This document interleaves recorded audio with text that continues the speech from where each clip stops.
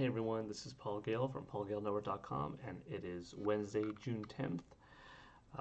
This would be the second day of E3 2020, and instead, as I said yesterday in the first and second part videos that I made for E3 Day 1, this video today is just meant to talk a little bit about what I thought the show might be like, what I was anticipating, what we still may see this week, a little bit of a reflection back on my time with E3 over the last 20 years and so forth. See what happens. So we did get something today. Arcade 1-Up showed off what they've been working on behind the scenes, and that is a new cabinet. It is the X-Men vs. Street Fighter arcade cabinet, which was a cool surprise. Arcade 1-Up, if you're not familiar with, I have their website right here.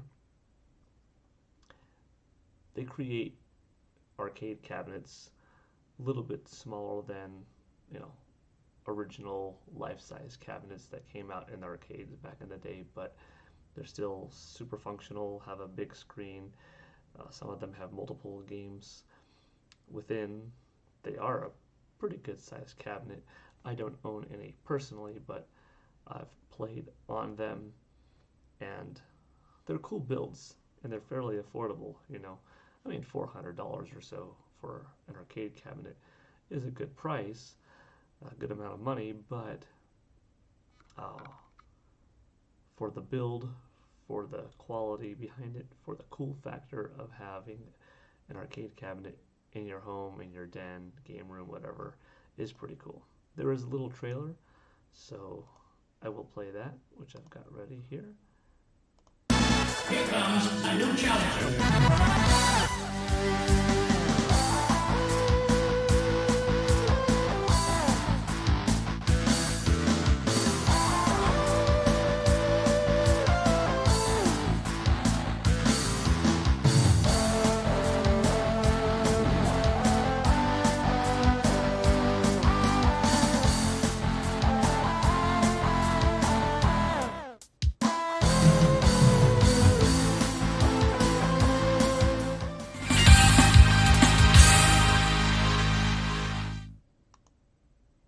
Cool, right? Short little trailer, 30 so seconds long, and that's what you get. So I thought I would share that because I said if anything new came out today, I'd put up a video of that content on this page. Give a little shout out. So tomorrow obviously is going to be a little bit different. We know what's coming out tomorrow. We've got the big PlayStation 5 event happening at 1 p.m.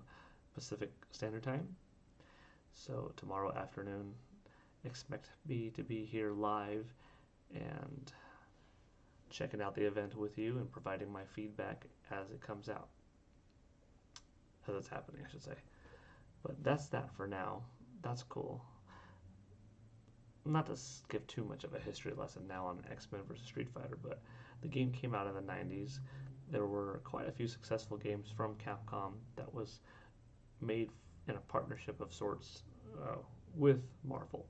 We obviously had Marvel vs. Capcom, Marvel vs. Capcom 2 that came out later, X-Men vs. Street Fighter, and Marvel Superheroes. X-Men Children of the Atom, I believe, was the first one.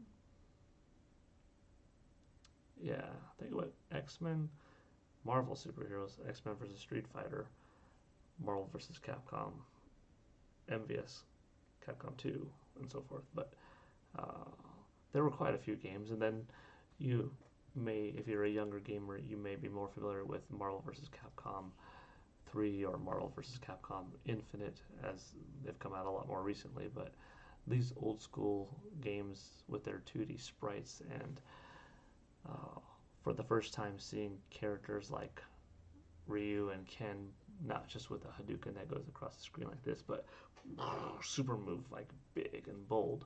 It was exciting. And to see, iconic shots of Ryu and Cyclops shaking hands, that was just awesome. Cool endings, cool final bosses, and stuff like that. So if you're looking at playing a good fighting game owning an arcade cabinet, you like Street Fighter in general, like Marvel's X-Men franchise in general, it's probably not going to be a bad choice. But anyways, enough on that for now. Yesterday in my two-part video, a lot of the discussion about E3 was kind of what I thought the show might have been from Nintendo, from Microsoft, from Sony. Like, what could Nintendo have given us this time? Metroid Prime 4, Breath of the Wild 2. Could we see something this week still from them? And that kind of thing. Today, I'll probably still do some hypothetical thoughts of what might have this show been like this year. But before I go into that, I did kind of want to give you all a look back on a video that I put up a few years ago, and it was my reflection video of my time at E3 from E3 2000 to 2015. It was celebrating my 15-year anniversary of going to E3, and specifically shows off pictures with music created by my good friend David Razavi. And you can check out him on YouTube too. He's got a new channel where he's making music, and it's really cool. Good stuff, good behind the scenes content on how to make music and his process and whatnot. But anyhow, yeah, it's just like a picture slideshow with music that was originally made by him, showing off what E3 looks like and some of my good memories. And this video in particular is just Nintendo related, since Nintendo is the company that I've had the best relationship with over the last 20 years, and I thought I'd give them a special video. So I'm going to play that, and maybe I'll talk about it a little bit. Here's the picture. This is I just picked a random spot, but this is Howard Lincoln, Mr. Iwata, Mr. Miyamoto, and me from May 15th, 2003. Yeah, this was my fourth E3. Yep. So, quite a while ago, It's kind of crazy. 17 years ago. Let's rewind to the beginning. I'll push play. Some of you may have already seen this, but it's a 5-minute video, so hopefully it's not too long, and if it's new to you, hopefully you find it entertaining, and if it's old, well, hopefully you bear with the video and enjoy it. If not, apologize. But let's check it out.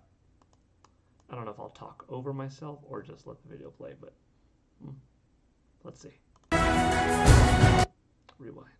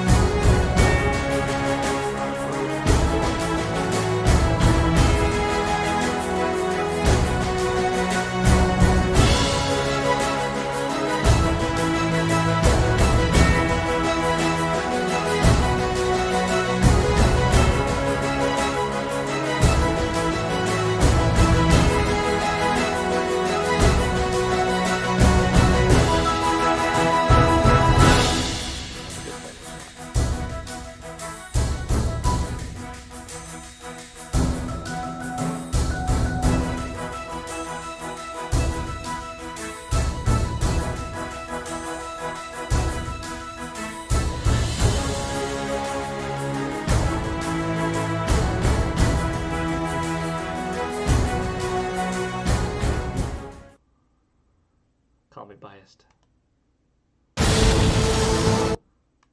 Let's see, where's a good spot to pause on?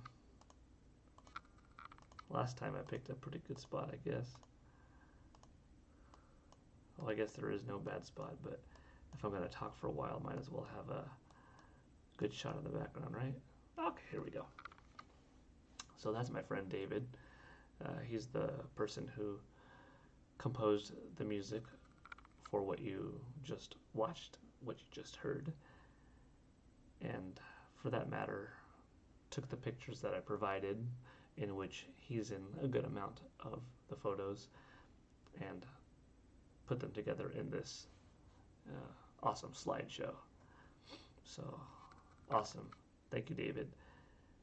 You could check out his YouTube channel. Just look up David Razavi Music. And like I said, he is a longtime friend.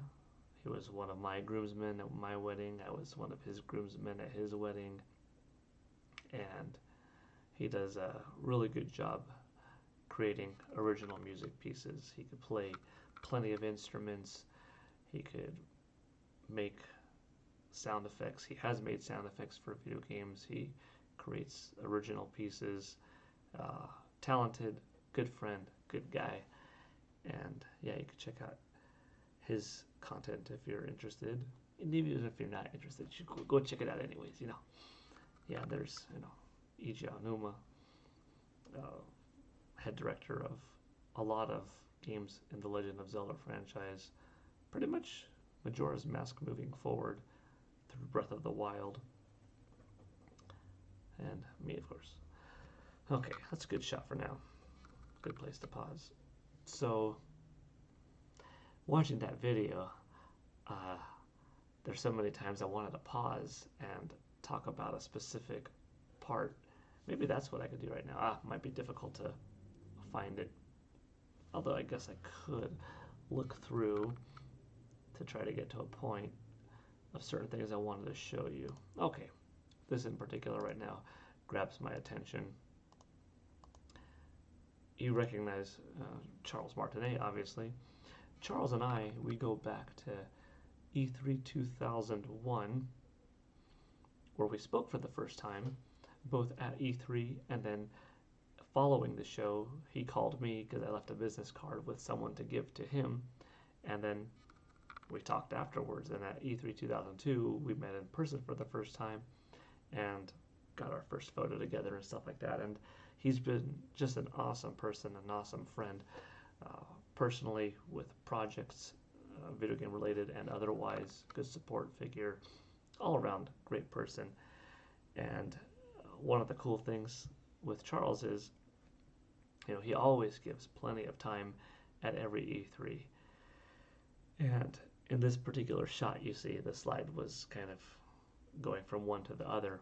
That's baby Bryson with my wife right here while they were FaceTiming with Charles and me at E3, because obviously I couldn't bring Bryson to the show. But here's a photo of Bryson technically with Charles Martinet. So that's pretty cool. And Charles will do special voice videos. It's me, Mario. Hello, Bryson. Oh, baby bambino. Your papa's the best. Number one. Woohoo! And, stuff like that. So it's really cute. It's really fun. Really awesome of him. And, he's great to everybody. He's great to every person that I've seen him interact with while I'm at the show for, like I said, almost 2 decades. And, even last E3, he did it again. I had Bryson and Brooke on FaceTime with my wife, and Charles was kind enough to, talk to them and stuff like that. And, they brought out their autographed poster of Charles from their room to show him, and dressed up in their, costumes. So it was really cool. But that was one thing that, looking back, I was like, it's too much talking to just pause the video right here and go, because that'll interrupt the flow of the music and everything else. But that's a little bit on that. What else stood out? Well, there's a lot of things that stand out, but I know one thing was the whole E3 2013, where Nintendo had these, these really cool setups. Like every E3, Nintendo goes all out. I know this is starting off very Nintendo heavy, but it's hard not to talk about Nintendo. Nintendo and video games are synonymous, you know? They've been around the longest slash most relevant and arguably are the overall best in the industry. But regardless, it's very Nintendo heavy for a reason. I said I would look back at past E3s, and here we are. So, every E3, Nintendo goes really all out with the booth itself. And that's something special that I try to capture to bring to people online. Nowadays, I think everybody has a smartphone. Everybody is capturing very similar um, experiences of the show, bringing it to the millions around the world that are interested, whereas only like the 40 to 50,000 actually get to go. But there was a time, when I started working for gamers.com and eventually oneup.com, where the experience that you got as a fan, as a reader of what E3 was a little bit limited. Yes, magazines and websites had some videos, had some walkthroughs at the time. There were some DVDs that came out. You obviously saw photos in print and that kind of thing, but when I was working for gamers.com and oneup.com, this is from 2002 on for many years, I went to E3 and I took pictures, I took videos, I talked to developers and publishers and made sure I played as many games and uh, answered as many specific questions I had and still have to this day on paulgalenetwork.com nowadays. E3 Q&As where I very specifically take up the challenge. I will answer every single question that you have, and it would just spawn for months after E3 ended on gamers.com, oneup.com, and eventually on bitmob.com as well, in the forums of fans, readers of the site, asking, well, how did this feel? How did the new controller feel? Can you pull off a Hadouken? And that was one of my personal tests. I tried a new controller. I tried the GameCube controller at E3 for the first time,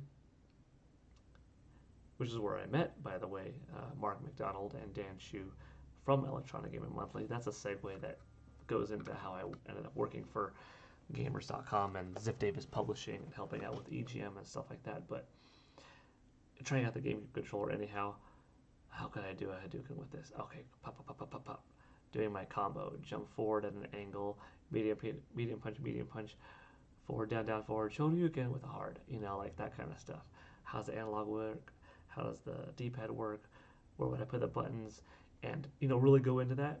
And then that kind of knowledge, sure enough, there were other people online in the forums on these sites, on my site eventually, that would ask, how does this controller feel with this game? How did, not just giving feedback on how do I think it would feel, but how does this game actually feel?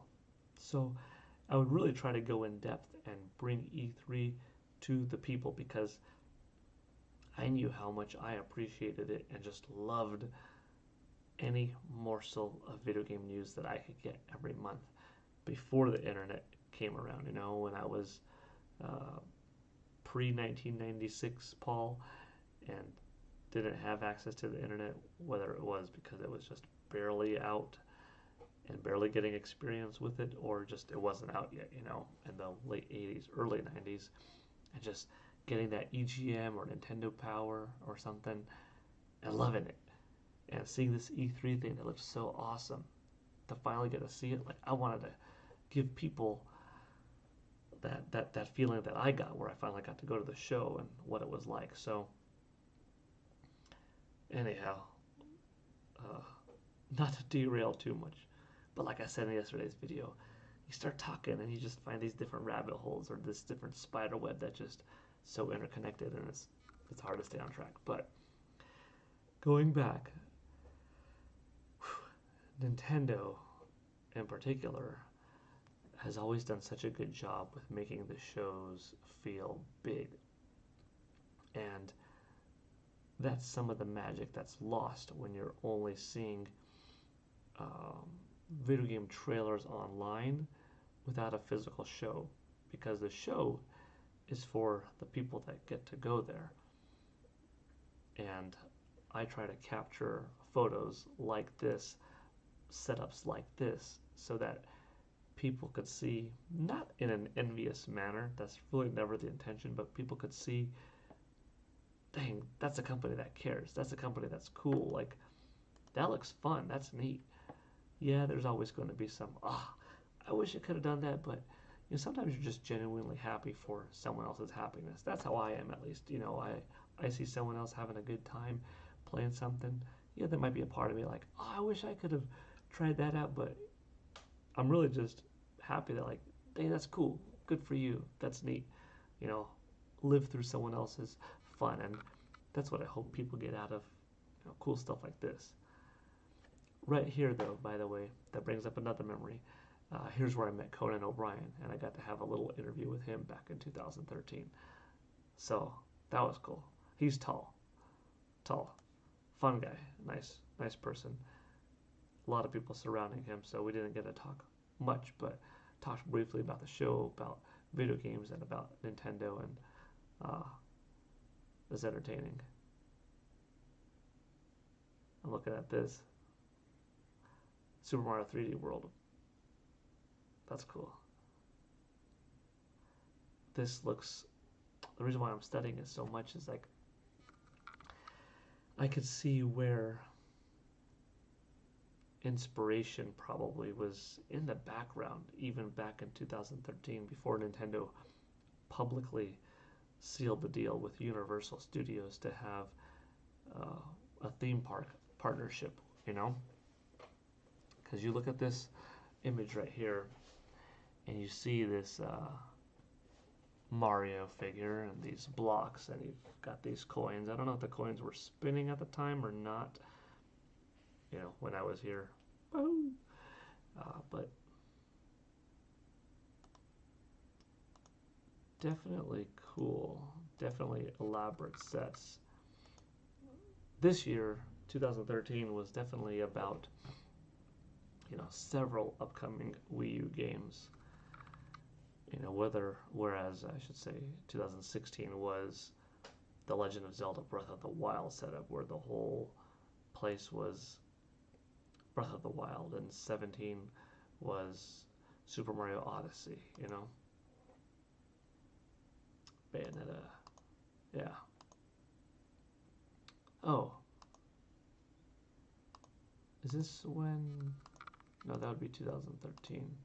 So also at this 2013 event, let's see, am I going fast forward or not? Somewhere in that 2013 event, I was engaged, about to get married the following month, July 27th, and while I was there, Nintendo had like an early access media event where it wasn't an all-out pre-show held in the Nokia Center next door, which is now the Microsoft Center. It wasn't that, but it was come into the booth early, and we're having like a conference of sorts for all of you in here. Less people in Nintendo's booth for this event than at the Nokia Center at the time, but it was still really cool. And anyways, before the event officially started, we got to walk around and play games and take pictures ahead of time. And Charles Martinet, going back to Charles, was up in the top in the booth as Mario talking to fans down below. And I texted him. I said, "Hey Charles, I'm here. You know, uh, you know, good hearing you as always. Or you know, keep up the good work. It sounds like people are having a lot of fun and live." And as he's talking as Mario, I was like, I don't know if he'll get the text now or later. And then he read the text to himself, but following it was, "Oh, as Mario, my friend Paul is here, and I just want to give him a congratulations," in Mario's voice, which I could attempt. I do try sometimes. Mamma mia, my friend Paul is here. Just want to wish him a congratulations on marrying the Princess Kimberly next month. Woohoo! Look at the Paul, he's right over there. Ha ha! Mamma mia, such a beautiful wedding it's going to be. Here we go! Congratulations. You know, people were looking at me and stuff like that, and like, I gotta cheer and stuff. That was cool because, he knew personally, as my friend, that I proposed to Kim, that the wedding was set, gonna get married in a month. So since he knew I was there, since I told him, oh, I'm down below, good job, he went ahead and did that cool surprise, and that was really nice. I saw myself at the Nokia Center in one of these shots. Yeah, this is now the Microsoft Theater, but this was the Nokia Center where Nintendo held some of their conferences. That was, I guess, 2012's show. Is that the show that ended in Nintendo Land? Yeah. Yeah, that's another one. Nintendo Land. This was June 2011. We ended up getting eventually Super Nintendo World. Yeah, you just gotta look back at Nintendo's booths, and ever since I've been going to E3, go to these booths of theirs, of Nintendo's, and they're so cool that the thought must have been in their head, just getting bigger and bigger and more powerful over the years of, we've got to have a theme park one day. So I'm stoked for the theme park. I don't know if I'm looking for anything in particular. Oh, there were a couple of things. Oh yeah, yeah. This right here. So this is E3 2001. It's May. Looks like it's May 24th, right? Oh no, E3 2002. Yeah, E3 2002 it says. Okay, so this is my third show. And the Wavebird was going to come out the following month, late June. And this is May 24th. Wavebird wasn't out yet, but Nintendo was demonstrating it. And in order to get to where I was, you had to win the majority of 4 individual Mario Party competitions, like Mario Party 4 or Mario Party 5, whatever the Mario Party was that was going to come out, at some time in 2002. You played it. If you won, then you got to go up on stage, and you and 3 other winners would then play against each other, and then that one winner would walk off with a freaking Wavebird controller for GameCube 5 or so weeks before anyone in the world got to go to the stores and buy one. So actually, I still have this Wavebird. That's my first, I don't know if at first big, but one of my first big cool things that was just such an honor to walk out of an E3 with, because I won it, and I have plenty of coins and pins and pens and cool stuff like that, and t-shirts, hundreds of t-shirts, but a controller, man, a controller that wouldn't end up coming out for 5 or so weeks, and it was great. Actually, yeah, I don't even have a box for it. It came in its own velvet, purple, and white sleeve, which I still have that as well. But yeah, GameCube's Wavebird controller still works. I used to test that thing out, stand back as far away from the TV as possible, go outside, is it still on? Clicking through the volume, yep, I could hear it, and that was cool. Actually, I eventually found out for Electronic Gaming Monthly, and this was one of my things published back in the day on gamers.com that worked between Gamers and EGM, where I found out that you can properly sync up one Wavebird with 4 receivers on the GameCube at once and create some really cool stuff in Smash Brothers. You could have 2 players side split screen Tony Hawk's Pro Skater 3 going on at the same time, where you're controlling both player one and player two with one wavebird at the same time, and how do you dictate who does what trick, and which player are you going to play more uh, cleanly, and which one just does whatever? Can you do both at the same time? With Smash Bros, like I said, making everybody, all four links, jump in succession, all that, like, it was really cool. So that was my contribution to just how far you could push the wavebird back in the day, which I obviously didn't discover right away because I was the only one on the planet with one. Ha ha ha. Well, not the only one, but few dozen of us, maybe a couple hundred of us, walked out with a wavebird during that 3-day period of E3. But yeah, as they actually did come out, the following month and throughout the rest of the year, at some point fairly early on, I had multiple receivers and was able to put that together, and that was cool. Man, looking back, what's the very first photo I had? Something like it's either that one or that one. Yeah, I guess it's this one. That was my very first photo of being at E3 back in 2000. 16-year-old Paul. Dang. That's funny. I'm 36 now. See, that's why E3 is special. It's been such a big part of my life.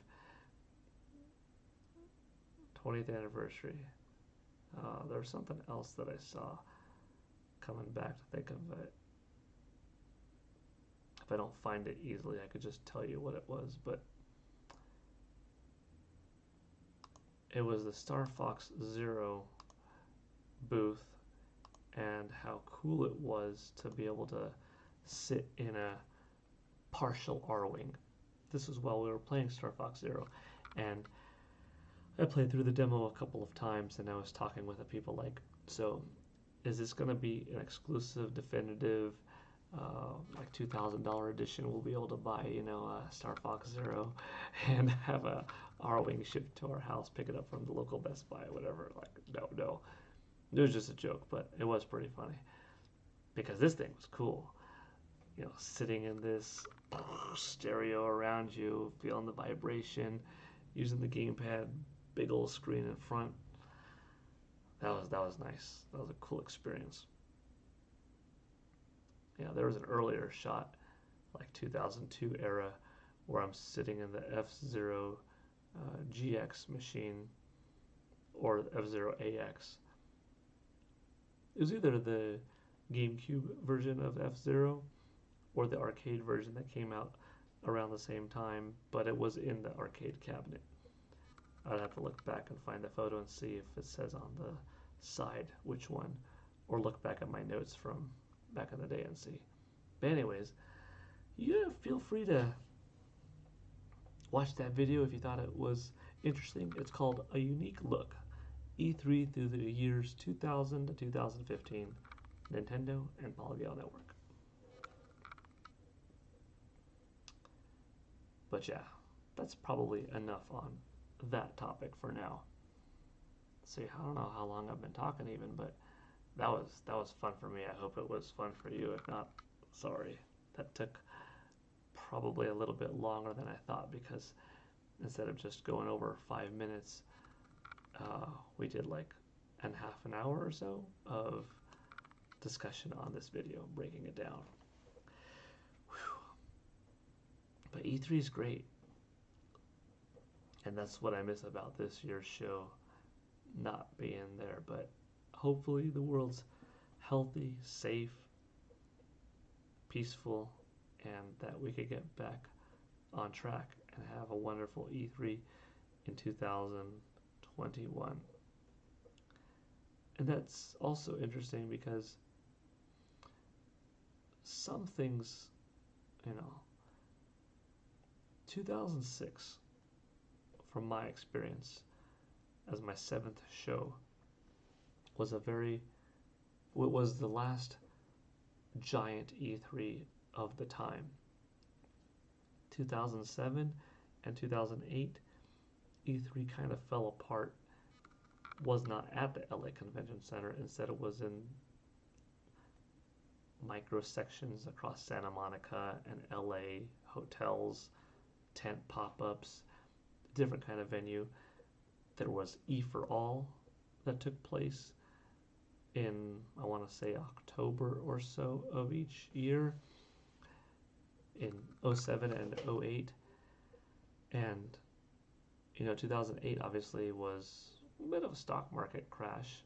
It hit hard, and you could tell when E3 itself came back in 2009, it was smaller. It was a lot smaller than 2006. You could feel the difference inside, and it was obviously bigger than the previous couple of years where it was not in the LA Convention Center, and bigger for that matter than E for All in the 2 years that kind of took E3's place. But 2009 wasn't the same. Oh, back in those first several E3s, every company, I mean, they gave you swag aplenty. Every company was giving you a T-shirt, multiple T-shirts, inflatable basketballs. I have these little bit smaller than life-size Game Cubes and pretty much one-to-one ratio life-size Game Boy Advance consoles made out of just rubber styrofoamy kind of squishy, yeah, not styrofoam, but like a rubber material that Nintendo handed out. Uh, Posters, celebrities and WWF wrestlers, UFC stars doing autographs, um, hats, big props like swords from games, foam fingers. I don't a lot. I have all of my E3 stuff, by the way. I have a closet filled, overflowing with just 20 years worth of E3 stuff, and I love it. Oh, magazines, just every magazine publisher out there throwing their magazines out. The E3 Daily Paper. Oh, the press kits. So I have all of these different media press kits from E3 for all these years, 2000 to 2006, and then 2009, 2007, 8, 9 through 19 also. But those first several years, press kits came in a box. I'm looking at my hands here.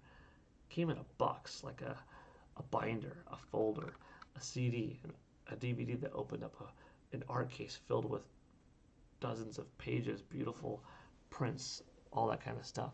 A lot of money went into making E3. And then going into 2009, after we came back from that recession, that little bit of a stock market crash in '08, press kit, here it is. Here's your press kit. It was a business card. Check it out online. The passcode's on the pack. Or maybe you'd get a small single page paper. No more like posters, no more fold out laminated stuff. Some companies still did. Some companies still had things for us, but not as much wasted material. Booths also a little less elaborate. I'll never forget my first E3, Nintendo, for instance, since I go back to Nintendo quite a bit. But I think they have honestly had the best booths each year, the most elaborate. It's hard to be completely objective when Nintendo is my favorite company, admittedly. But I think objectively, you could say Nintendo puts in the most artistic, aesthetic, and overall quality display behind their booths. You may or may not agree with Nintendo being the best video game company, most influential, having the best library, etc. But it'd be kind of hard to not admit they've got the best booths. But I remember the first Nintendo, big Nintendo wrapping across the booth, just giant letters. You saw Joanna Dark, big prop model. And then you saw less of that, and from all companies as well. Maybe now it was just printed on a wall. Less attendance too. But as we went into 9, 10, 11, 12, 13, okay, you're seeing some more big, larger than life stuff again, like 2013's example of the Pikmin 3 setup, Donkey Kong Country Tropical Freeze setup, Mario Kart 8, and so forth. And then, by the time we got to 14, 15, 16, 17, Zelda, Mario Odyssey.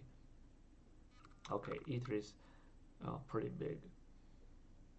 Uh, Capcom always has fun. In 2014's E3, I want to say, they had a really cool 3D Street Fighter 5 stage, if I'm not mistaken. It was 2015's E3, yeah.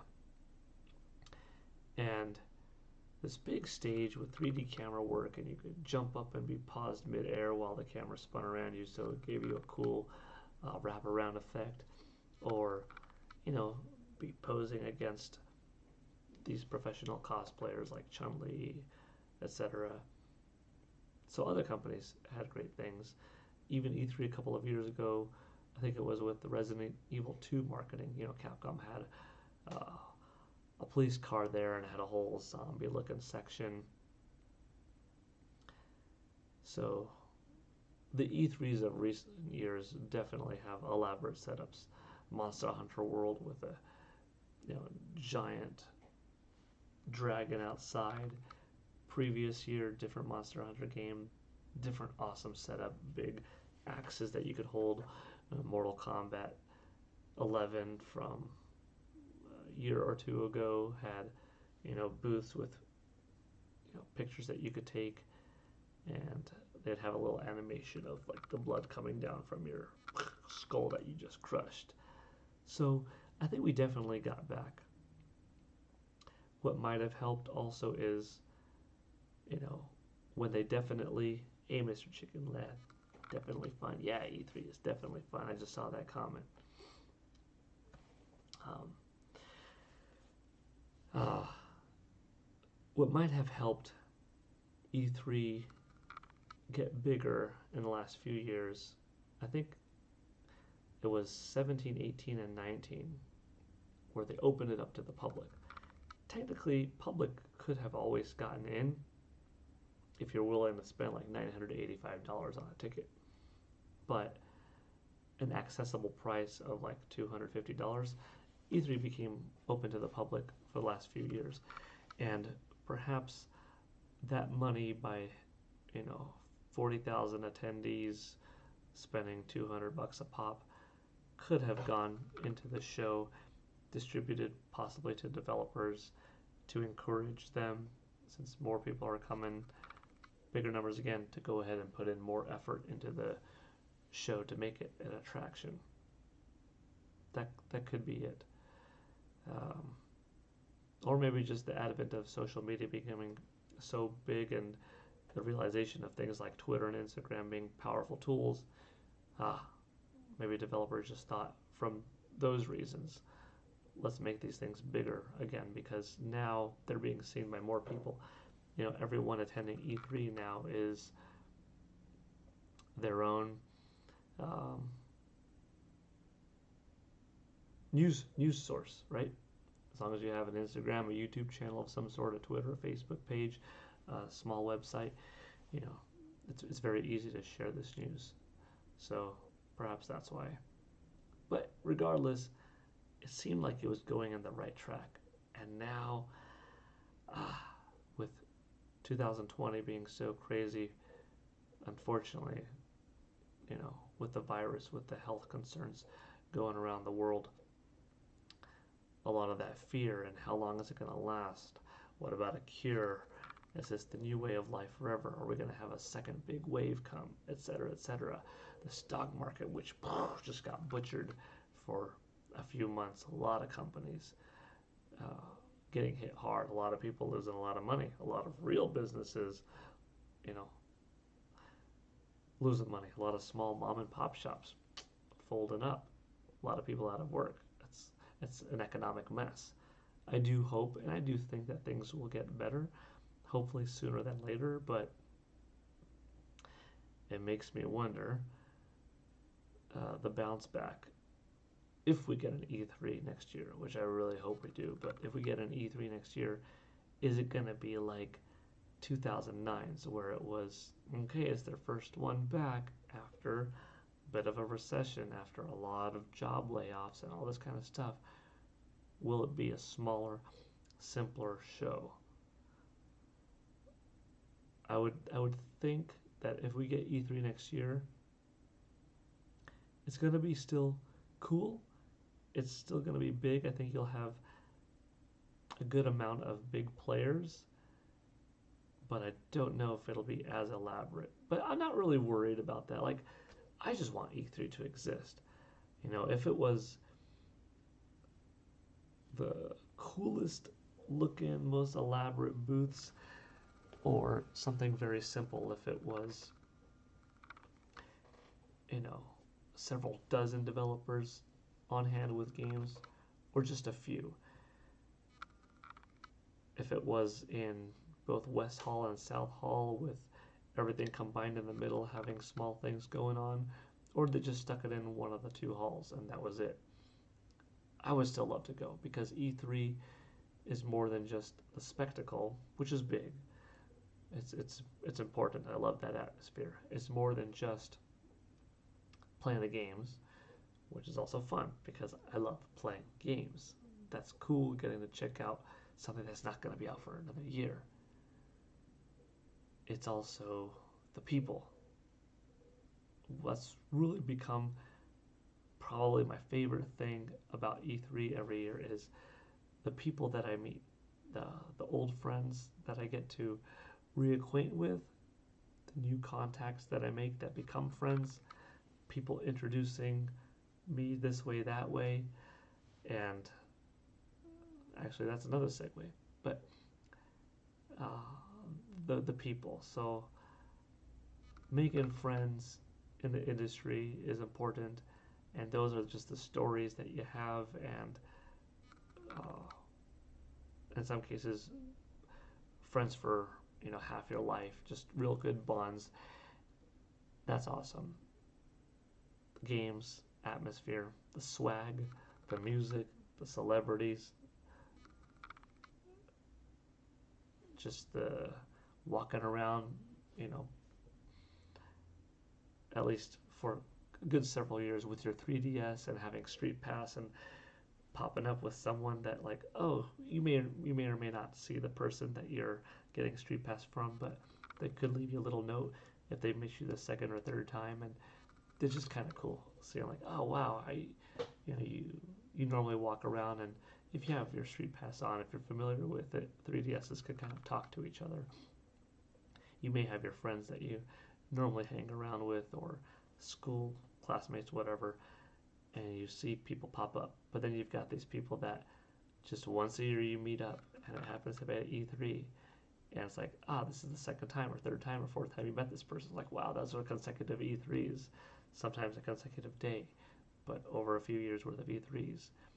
You may have a Reggie Fils-Aimé on your 3DS pop up, boom, Street Pass.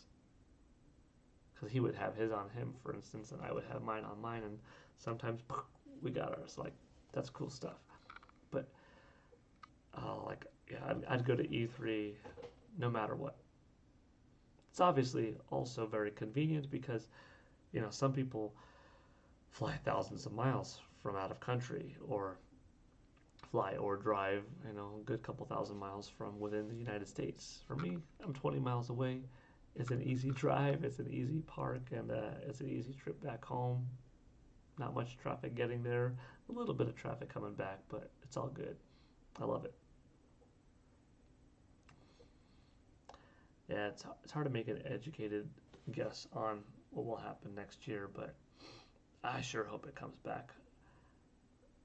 I was talking with Gil Ruda, one of the people that you saw in the video from Nintendo, a good friend of several years now, just today, this morning maybe, about this time it would be at E3, seeing you, seeing everybody all over again. And I told him like we might have to do a FaceTime photo together, like today or tomorrow, in spirit of E3, man. And like, yeah, we'll see. Maybe we'll do that tomorrow. That'd be kind of fun. Um, yeah, I'm glad I made this video yesterday and today because I do like talking about video games often, but it's not every day that I could reminisce of a lot of unique stories and just share these cool photos and some behind the scenes moments and really share why is it passionate to me? Why am I passionate, you know, over this industry? Hmm. Okay. How are we on time? I mean, I guess we could talk for however long we want, right? But it's been almost an hour. Not bad. Hope if you're watching, whether it's live or later, that you're entertained with the story and are having a good time because I'm enjoying talking and sharing this with you. Oh, what do I think E3 would have been like this year? Well, Sony already announced ahead of the official cancellation that they were not going to be a part of it. So they're out. Microsoft would be in it, but for the last couple of years, it doesn't feel like Microsoft is at the show. Thank you, I'm glad you're enjoying it.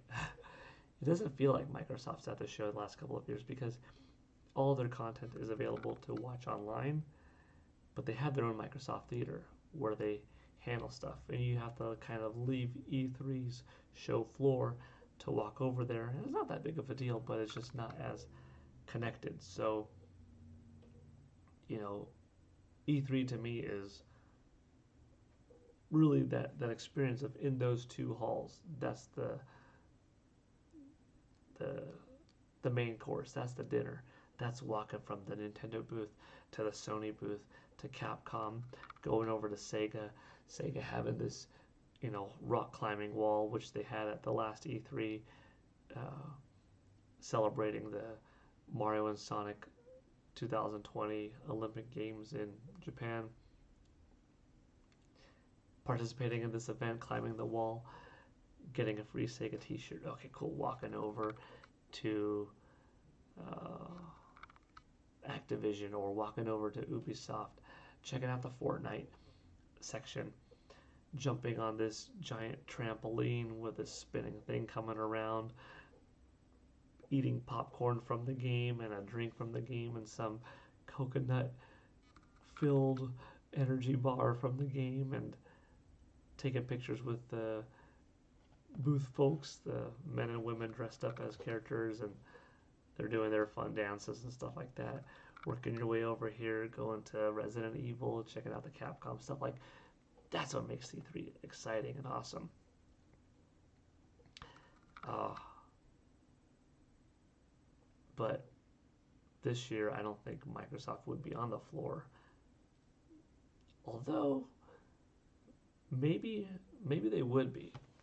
With how important it is, since E3 would have been 5 months before uh, the proposed month of Xbox Series X coming out in November, maybe we would have Microsoft come back to the show floor because they really want it to be seen by as many people as possible, and they want as many camera lenses taking photos, digital eyes and real eyes seeing this, playing it, having experience. They could achieve that to a good extent at their Microsoft Theater, but nothing quite like being on the floor. So I think if they had a Series X on the show floor, that might make sense. So let's say hypothetically we would have Nintendo, and with the rumor being, celebrating Mario's 35th anniversary since Super Mario Brothers on the NES, we would have maybe a Mario 64 section, an Isle Delfino section for Sunshine, some stars and a moon and something like that that you could walk around for Galaxy. And, if these three games are indeed on one cartridge, on one download. They could be in their own sections, but you know that it's a part of one game, you know. Super Mario, you know, 3D remastered or whatever the game ends up being, if it's real, which we think it is at this point. Maybe they would have their own Super Mario 3D World Deluxe Edition, something like that, section, kind of like that one of Me and the Pipe that you saw from 13. I'm excited for Paper Mario 2. Paper Mario, that's another one. Origami King comes out in July. That would have to be at the show. Pikmin, that's another one, also from 13. 2013, man, Pikmin came out a long time ago. It's been 7 years. We've heard for a while that Pikmin 4 was close to being done and still nothing, so, without knowing what Nintendo's got in store behind the scenes, it's hard to predict how would their show floor look like. But I think Mario is safe to say that if this Mario, 3-pack of games is real, since we know Paper Mario Origami King's real, and we think that Super Mario 3D World Deluxe Edition or whatever it's going to be called is happening, I think Mario would be a good, cool looking part of the booth. But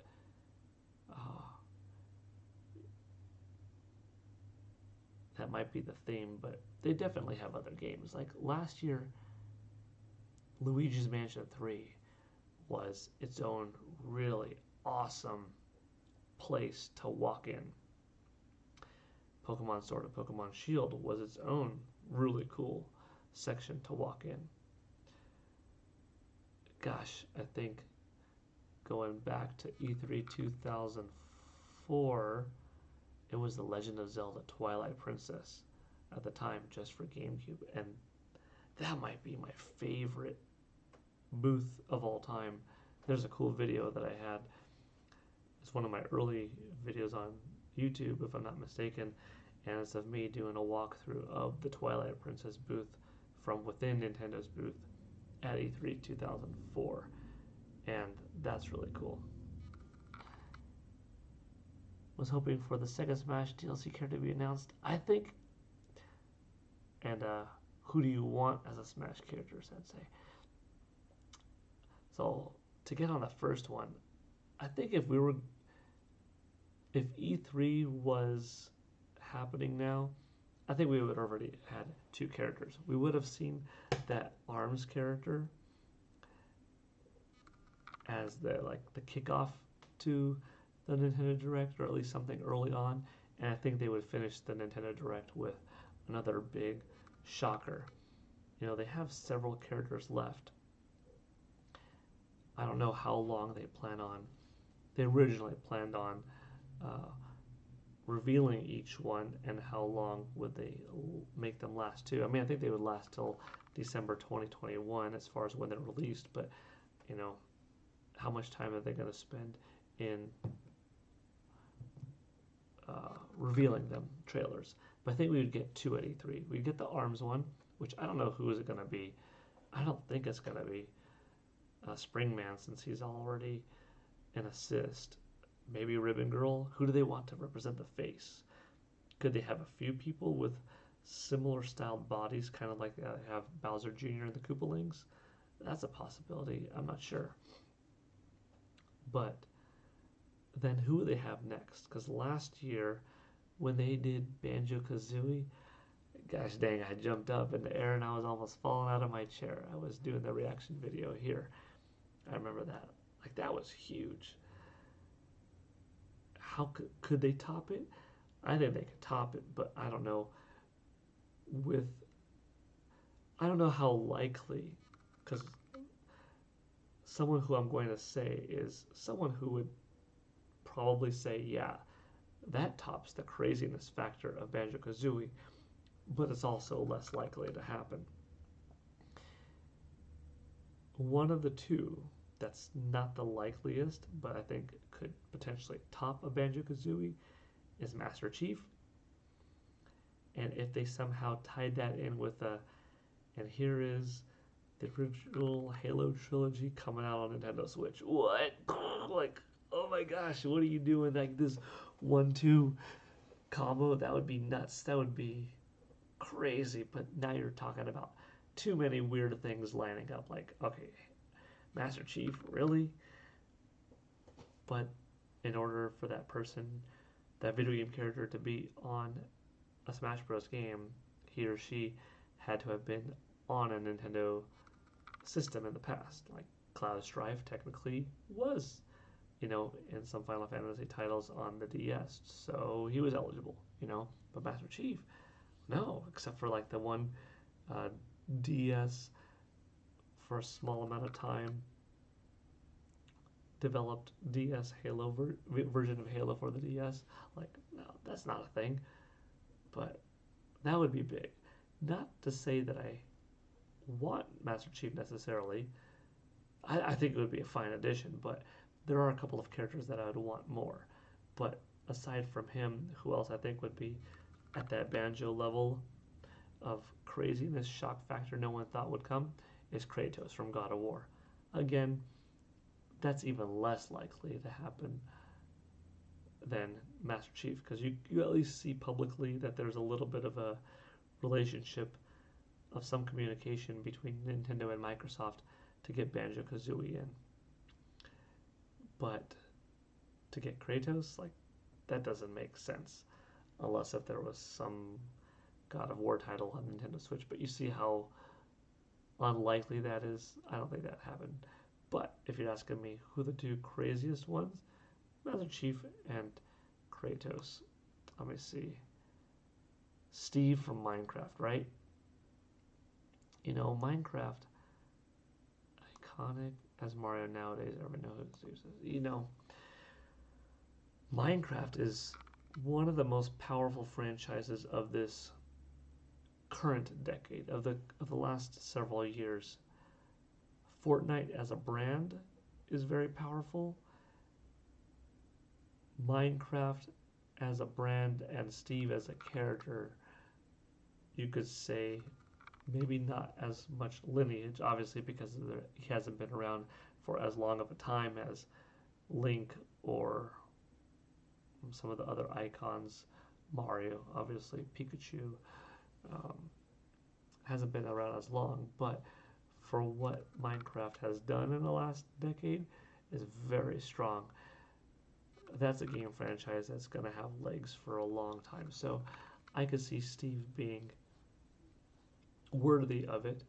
Some may say, oh, he hasn't been around long enough, but like Smash Bros. Has become so much bigger. Maybe if you put in a character like Steve that's only been around for a few years, back in the Brawl days, where they chose Sonic. Whoa, that's an industry icon. That's someone that's been around for 16 years. Like, he makes sense.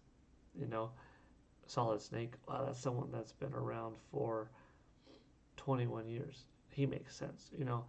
Uh, those kind of characters. If you picked someone else instead of them, like a Steve of the time that's been around for a few years, it was like, really? That was your first choice for your first third-party character in Smash Bros. Brawl? Your third game in the franchise? But these days, Smash Bros. Is so big with such a roster that, you could give props to someone like Shovel Knight, an indie developed character, and have him in at least as an assist trophy. So it doesn't matter that Steve hasn't been in the video game industry for 20, 30 years. No, he's done his share, and I think his stage would be cool too, looking, 3D pixelated 8-bit style in Ultimate. So Steve would be cool. That's a pretty logical pick, I think. I think Crash Bandicoot would be a strong character. That does, I don't want to deviate too much, but there is a strong rumor, by the way, that we will see a new Crash Bandicoot very soon, possibly tomorrow. Hint, hint. So, and not exclusive for PlayStation 5 is what I'm saying either. But a new Crash Bandicoot game in development for multiple systems. You may have heard it here first. You may have heard it elsewhere first, but Crash Bandicoot likely coming back. Probably going to hear about it very soon. Most likely tomorrow is my guess at the PS5 event.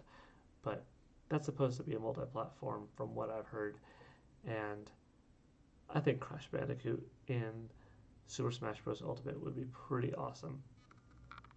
He doesn't hold as much weight as he did back in the 90s in Crash versus Mario, PlayStation versus Nintendo 64, but as you saw, within the last couple of years with the Crash Bandicoot trilogy, remake, remaster, and the Spyro the Dragon, Ignited trilogy, remake, remaster, uh, they sold very well. In particular, Crash and Crash Team Racing also sold very well. So I think Crash coming back, we've got the um, smartphone game of his, and then now possibly a brand new big adventure Crash game. He's back. We'll see just how good the game is, just how well it sells, but I think there's an audience for him, and that would be a big reveal. So he's actually a character that I do want in, and I think is probably pretty good chance, has a good shot at it. Oh, see, I had this awesome thought, and some people loved the idea, and some people thought it was nuts. But I've learned never think that anything is not possible in general in life, but also in the video game industry. I thought, how cool would it be if, let's see, how did I think this first? Um, I'm trying to think the setup that I had. Okay, it would be E3 2020. Here we are. Netherrealm Studios shows off a trailer of Mortal Kombat 11. Okay, cool. This was before I knew that Aftermath was going to be a thing. New character, or new DLC. Some guys are coming on the way. I thought this months ago, all right, many months ago. Here's a special look, and then all of a sudden, some footsteps, some red hair, some spiky horns, some spikes protruding out of a shell, and then camera zooms out. You see some yellow, dark, gritty-ish flesh, some big claws and teeth, and it's Bowser. What?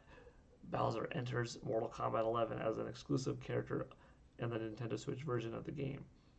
Looking hellish, demonic, not as kitty and friendly as his normal self, because Nintendo, yeah, they'll take the opportunity to have a version of Bowser in the game to cross promote, but not to be too much associated with the violence of having their beloved cute character, even though he's a bad guy, be brutalized, because Mortal Kombat 11's fatalities are horrendous, awesome, but horrible, right? And then, the trailer would end, boom, boom, boom, and they would, tie it over, and, thanks to Nintendo for, giving us Bowser and so forth, and that would be it. Then the next morning, at Nintendo's conference, Nintendo would show off that trailer from yesterday of Bowser being in Mortal Kombat 11 on the Nintendo Switch version, and it would end, and then we'd see, get over here, and then, this chain would wrap around Mario, would come in, or Simon Belmont, or I guess you'd have to pick Mario or Link. You'd have to pick a Nintendo character if you're having this idea come true. And Scorpion enters Smash, but you have this first like a dope CGI trailer of Scorpion pulling in somebody. I only picked Simon Belmont because he's a little bit harder of a character. He has his chain whip, but let's say it's Link, right? And you get in this cool fight between Link and Scorpion, and Scorpion takes him down, and then Bowser comes out, and just mix it up, go crazy with it, have fun. And I think that would blow people's minds of, wow, this is a big cross promotion character swap event. Instead of his chain impaling someone, it wraps around. You know, he still has all of his punches, all of his kicks. You know, his final smash, it comes on, he hits a smash ball, boom, and he just lifts up and it's a skull and you know, fire going all over the place. Like, that would be cool. That's still fine. You know, he could have a unique attribute. What they've done with a lot of the third party characters and the newer characters in Smash Bros. In the last, you know, few updates, the last few releases were really having a unique hook about them, and maybe he would, you know, build up the fatality meter or something like that, and instead of a fatality, it would be, you know, at this point he releases a babality, something silly. As the combo builds up or as he gets damaged, this meter builds up too, and with it, now that allows him to do something funny, something comical, instead of a fatality, but, you know, a friendship, right? But a friendship that would cause harm, ironically, or pause everyone, like Princess Peaches, something. But his final smash, he would have something cool, kind of a throwback to the Super Nintendo version of his fatality, where he toasted them instead of. Um, what was his first fatality? Was it the head punch off? Sub-Zero ripped your head off. Oh, I think Scorpion ripped out your heart. Yeah, in the arcade version. But on SNES, the flame. Like, and that would be cool. So I pick Scorpion. I pick Crash Bandicoot. I pick Steve. I think my favorite character from ARMS is Master Mummy, but I probably pick Ribbon Girl. Um, Another one that I would like to see, but this one is maybe not the most likely, is Doom Guy. You know, Doom Guy, Doom Slayer, and Scorpion are a couple of Western developed characters that would be really neat to see in a game. Doom's a franchise that's been around a long time. We obviously had Doom back on Super Nintendo, Doom 64. We had Doom 2016 come out in 17 on Nintendo Switch. We're about to have Doom Eternal, and that would be a cool moment to see. Here's Doom Eternal running on Nintendo Switch. Here's the release date, and then segue into, you know, Doom Guy in the game. Like I said, I don't know if and I don't think that they would release all these characters in 1A3, but maybe an ARMS character and a Scorpion, you know, or ARMS character and a Doom Guy. Like, that was kind of what I was thinking. Although I didn't know about ARMS character at the time, because, like I said, this thought of mine was, you know, many months ago. But let's see. Yeah, that's a good Smash Bros. Discussion. Thanks for asking that, because it was kind of fun thinking, who do I want? Who do I think? Who would be the craziest? So let's see, who did I say?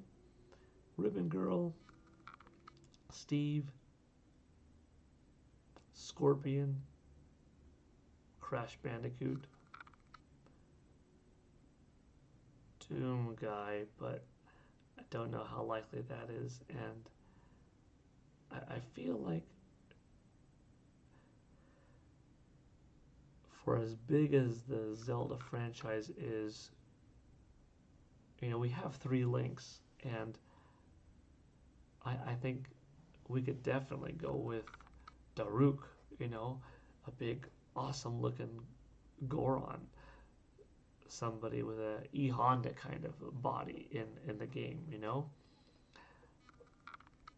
somebody fun like that,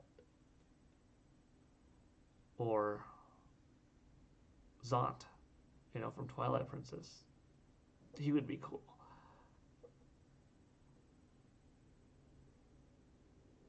I just want to see more diversity in the Legend of Zelda franchise, because there are so many characters.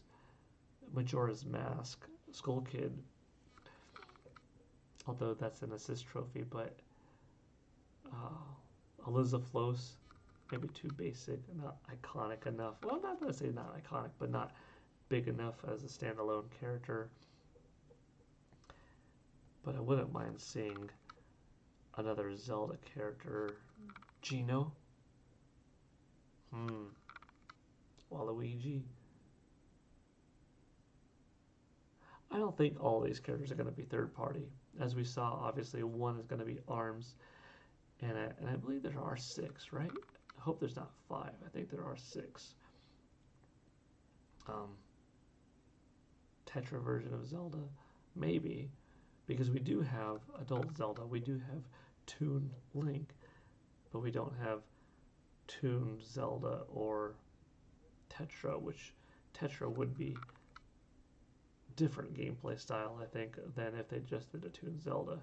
But yeah, I don't know. Uh, I think we'll get a couple of third-party characters and probably a couple of Nintendo characters. We'll see. I'm excited. Hmm. I don't know what I was gonna talk about next. I think I was on booth. I think I was on booths.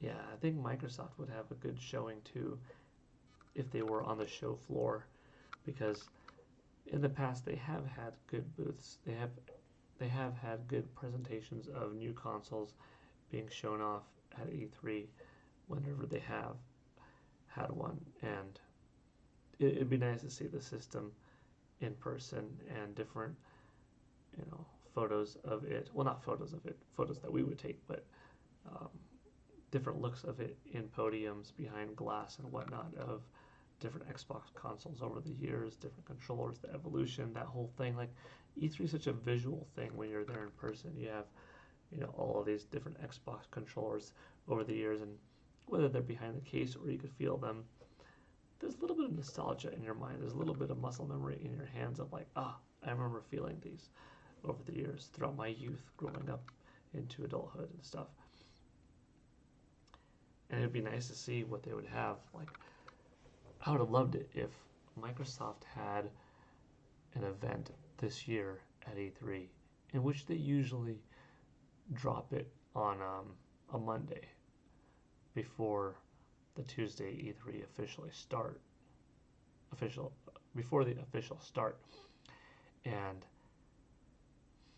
if they showed off just a couple of these games, I would be so happy. First and foremost, a brand new Perfect Dark. Man, did I love Perfect Dark for Nintendo 64 back in 2000. And here you'd have, as the 20th anniversary of the Perfect Dark franchise. Yeah, it's only two games deep. You've got Perfect Dark from 2000 and Perfect Dark Zero, the prequel from 2005, and that's it. What a shame that 15 years has gone by and we have not had another game in the Perfect Dark franchise. If Microsoft thinks that the folks at Rare, no offense to them, is not just made up of the same team with the same capabilities of handling that big of a game, whether it's first person shooter or a third person spy game or something like a Metal Gear Solid or a Splinter Cell take on Joanna Dark and that mythos, and just outsourced it to another studio, like, hey, we're giving you permission to do this. Here's the budget. We think you're good. Bust it out. We want this as an Xbox Series X, exclusive, set for 2022 or something. Like, if that doesn't happen, when is it going to happen? Are we ever going to get to see Perfect Dark again? If they showed off a Perfect Dark anything, but it was really cool looking, that would be one of the highlight reveals for me personally at E3. If they had that thing on display at the show, that would be awesome. How cool would it be full circle? Like you saw in that video that I put up earlier today, well, earlier this hour, of my first E3. Pop, E3 2000, 16-year-old Paul taking a picture of Joanna Dark. And then 20 years later, at E3 2020, new Joanna Dark. Wow, would that be cool? See, like, that's personally important to me. I would love that. That's pretty up there. Kind of hard to beat. Microsoft in general, they have so much that they could work with that they just don't. They have Banjo Kazooie. They have Conquers Bad Fur Day, Cameo, Grabbed by the Ghoulies, Blast Core. I said Jet Force Gemini? Yeah, I already said that. Um, Killer Instinct. You know, they did something with Killer Instinct and Battletoads, but everything else is sort of like, where are you? We'll see. Capcom would be there. And it was always a pleasure going to the Capcom booth. I always get to go behind the scenes in the VIP section in the back. Capcom, Bandai Namco always take care of me very well. And Nintendo. And yeah, everybody in general, everybody at the show in general is kind to me. Whether they know me personally because I've been there long enough, uh, whether we have personal ties outside the E3 show, just throughout the year in general, or just because as professional to professional, they see you, your industry or your media, and they just let you in, or you book an appointment in advance. Everyone at E3 is usually very kind, very professional, really cool. But there are a couple of companies where, you if you follow me for long enough and you see videos that I put up of E3, what's up, Tien? If you see videos that I put up of E3 over the years, you see a lot of my behind the scenes stuff happens to be at places like Nintendo, Capcom, and Bandai Namco. But yeah, Capcom would be there. I always talk to my friends at Capcom. Maybe they would show off some of the season 5 characters from Street Fighter 5, reveal somebody new. Maybe they'd have some kind of shocking announcement. New Monster Hunter game in development exclusively for Nintendo Switch. It's kind of surprising that with how well the Nintendo Switch has been doing for the last 3+ years and how it's almost at 60 million worldwide now, that Monster Hunter hasn't had an exclusive game for the system yet. Maybe it's in development though. Could we have seen that? Would we see some support from Capcom at their booth for the next gen consoles, Xbox Series X, PlayStation 5, Resident Evil 8? Could that have been there? Resident Evil 4 remake, maybe? You know, hard to say. What else could we see? Any new Mega Man project? Yeah, I'm planning on getting an Xbox Series X. I'll be there. I always get all the consoles. I'm looking forward to that too. Octopath Traveler 2. We do have Bravely Default 2, which seems to be using like the Octopath engine of sorts. That looks cool.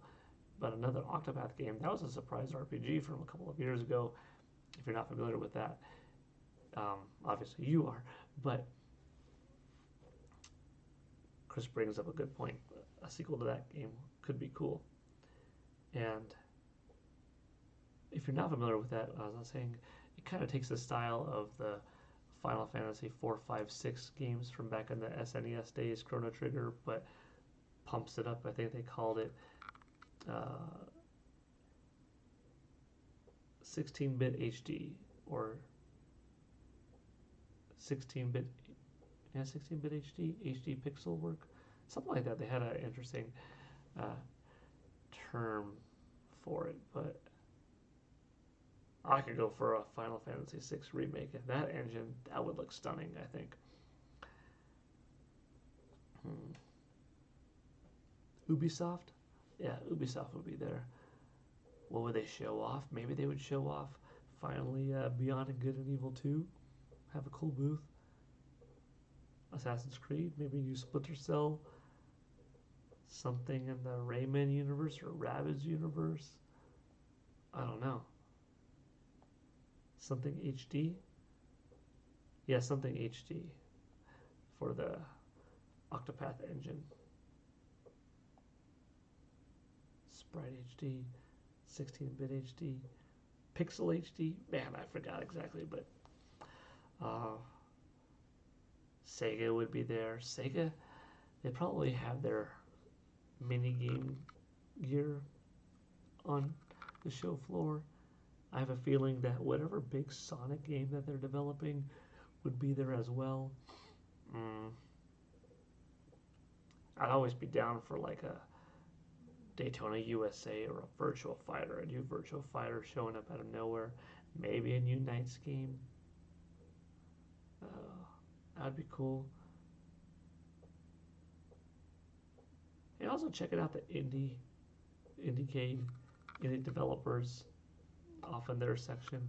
It's always cool. It's always cool getting to talk to smaller developers and see if you could help in any way. I also offer as a video game financier to small independent video game companies, help in some way. That also reminds me, that little memory, that little talk about being a video game developer financier to indie developers and trying to help out in a way, whether it's introducing someone to someone that I know that might help them on a project, or monetary assistance, ideas, testing, whatever. That brought me back to one of the E3s and Charles Martinet, and talking and meeting up with friends. And I was thinking about it then, and then we just went so far in Chuck Fish's next game. That'd be interesting. What do you think it's going to be? What was I saying? I thought about it back then, but then it slipped, and then now I remember it again. Anyways, back in E3 2006, it was, where we had the show wrapping up, and my friend Tommy Tallarico came up. We talked earlier in the show, and my friend Charles Martinet came up, and we talked earlier in the show too. And then I knew that Tommy was going to start Video Games Live soon, and Charles Martinet is, the voice of Mario and Luigi, Wario, Waluigi, and so forth. Baby Mario, Baby Luigi. And I thought, Tommy, Charles, have you guys talked about Video Games Live together yet? I think a really cool idea would be if, Tommy, since you're having a show and you're having, all this video game work and music going on, and, with it being in California for your first event, and, Charles, if you're able to, what do you think of hopping up on stage at some point in the show? If, Tommy, you could fit in a couple moments of Charles as Mario. It's me, Mario. Welcome to the next segment. This is Mario music. Woohoo! One of my favorites. Enjoy! And then it would go to the orchestra, and Tommy and folks would play and stuff like that. Like, what do you guys think? And they started talking and this, and I thought, like, that's kind of neat. At this point, it was whether this was my E3 2006 or 7, like I said. Oh no, it wasn't 7. It was 6. Yeah, it had to have been 6. It was E3 2006. Oh shoot. Or maybe it was. Dang. Now I'm not sure. It might have been 7. Huh. No, 6. Dang it. I think it was E3 2006. Anyways, not the most important on the date, but where I had this realization that, having been to these shows for 7, 8 years now, and making so many contacts and so many people that I call friends at this point, not necessarily do all of them know each other, or not necessarily do all of them necessarily have the idea to contact one another for a project. And here it kind of introduced a cool idea, a cool thought between two people that I know that are, pretty big names in the industry, of a fun collaborative effort perhaps. And that there was the original the original idea of Polygal Network. I wanted to be a site that took all of the friends that I made, whether it was a smaller developer, an artist, a freelance writer working for a company, someone that's just talented in general that I met, maybe not even at an E3, at another event, or a friend in, my real normal world or from school, because, for my early E3s, I was, a high school student and a university student before graduating and whatnot. Um, introduce people to each other that I felt were talented, have on my site this network, Paul Gale network, of people where my friends could look at who my friends were and see, oh yeah, this person, this person, this person. Hey, I'm making a game, or it could be for movies or commercials or anything, but mostly games. That's mostly my thing, and mostly what this idea was about. I'm looking for someone that could handle this type of music. Looking at this person, can you get me into contact with him or her? Excuse me. And oh, my voice, it's finally happening. A lot of talking without any water for like an hour and a half. Um, introduce people to each other that may or may not know one another or know how to get into contact with one another, and bring forth more collaborative efforts in the video game industry. Help be someone that could introduce good people to fellow good people, people that are talented, good work ethic, what someone may look for in someone else, a model, an E3 booth babe that may be looking for work. He or she um, does gigs throughout the year, but nothing full time. Someone on my site is someone hosting an event, looking for a certain look in a male or female. Like, oh, can you get me in contact with this person, and so forth. And that was the original idea from that interaction that I had with Charles and Tommy at the same time. That came up with PGN, which later came out, and then PGN sort of became something more, but that's still a part of the site. There still is that original part, Paul's friends list, and then it goes into writing about video games, writing about martial arts, giving people free Shotokan karate, personal training, taekwondo, tutorial stuff online, and video game themed pumpkin carving, like PGN's everything. My book, Lee Six Great Adventure, you know, is from PGN as my parent company. Um, yeah, that's another fun little piece of trivia, I guess. Let's see, what was the comment that I got? Yeah, I remember, Chris, you're going to be an indie developer one day. Yeah, go for it. Oh, a Harry Potter sort of game. That's a Chucklefish one, right? That should be cool. You go and be an indie developer. Go for it. I think it'd be awesome. Have passion, work with other people, come up with something cool, and go for it. Yeah, indie developer section of E3 is always nice. Before you get onto the show floor, in the halls, there's always cool stuff going on there. Um, lots of neat people walking by. Outside, sometimes there's stuff going on. Yeah, E3 is pretty special. I wouldn't mind seeing Prince of Persia back at this year's show. I'm all talking hypothetical stuff, and that's sort of funny because right now is the time where any moment now a video game company could drop a trailer, because you have to imagine that, up until early March, people probably thought we're still going to E3, right?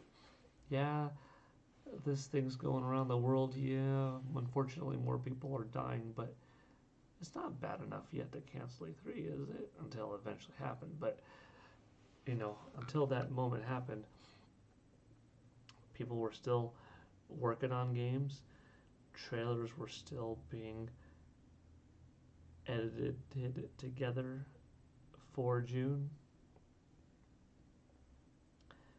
Uh, Maybe stuff like flights and bookings and hotels weren't planned yet, but a lot of stuff was going down. So that's why I'm kind of hopeful that if not this week, if not in this special E3 week of Tuesday, Wednesday, Thursday, yesterday, today, tomorrow, we get new video trailers from Nintendo, from Capcom, something cool from Konami, uh, Sega, whomever, that at some point in this month we do. I'm kind of hopeful. Then again, a lot of businesses were hit hard, and maybe the trailers weren't being put together yet, and that's why they kind of fell behind. And then when we went into pandemic quarantine mode, we didn't get to have these developers put the trailers together, and now they don't have anything, and now they're working on it, or they can't work on it, or development has halted on some projects. It's hard to say exactly what's going on behind the scenes, but hopefully, cross your fingers that we get some cool stuff this week. Very least, we are getting PS5 stuff tomorrow at 1 o'clock, which is in 14 hours, right? 13 hours and 57 minutes from now, I'll be here live. And for that video, I will have it bigger and me smaller in the corner, since this is mostly just a talking video with very little stuff going on that I wanted to show you earlier. I'm taking up the majority of the screen, but for that video, it'll be flipped around, since that's all new footage, and that should be exciting.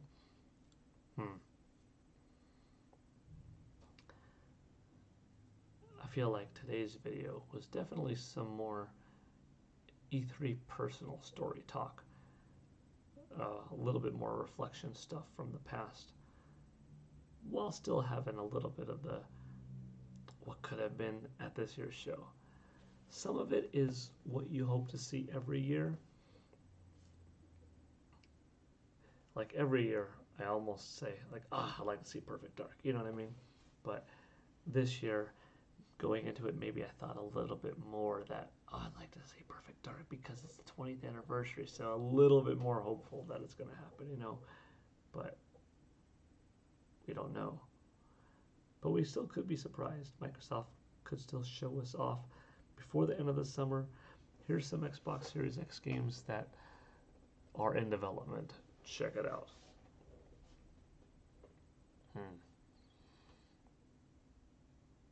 I think that's going to do it for my E3 2020 talk for day 2. I don't know if there's anything that I'm missing that I had planned to talk about. I definitely talked about some things that I wasn't, planning, that just kind of came live as I'm speaking to you, some stories to share and stuff like that. It just sort of, went through. And I don't know if there's anything missing that I'm forgetting that I had planned, but that was cool. That was a fun time. Thank you for watching. This video will be up if you were watching me live talk for the last hour and 44 minutes almost. Thank you. I appreciate it. If you're tuning in later, then hopefully you're having fun. A video like this, it takes a certain person to listen through it, because it's not a flashy video with background, nice green screen and graphics going back and forth and me with special cuts, like if I cough for a few seconds there, that's not professional, but this is just the way I do it. It's live, it's real, it's me talking to you. So if you find what I have to say interesting, cool. If not, then no offense taken if this kind of video isn't for you, but still thank you for your time regardless. Here is to tomorrow and having a good time regardless of what we see. Yeah, throughout the summer, yeah, throughout the year in general, as things happen, because we will have new footage of games from all companies at some point. I'll still be here on YouTube and on PaulGaleNetwork.com putting up new material. You're welcome. Thank you too. Everyone, have a good one. Take care. See you tomorrow. This is PGN signing out. Bye.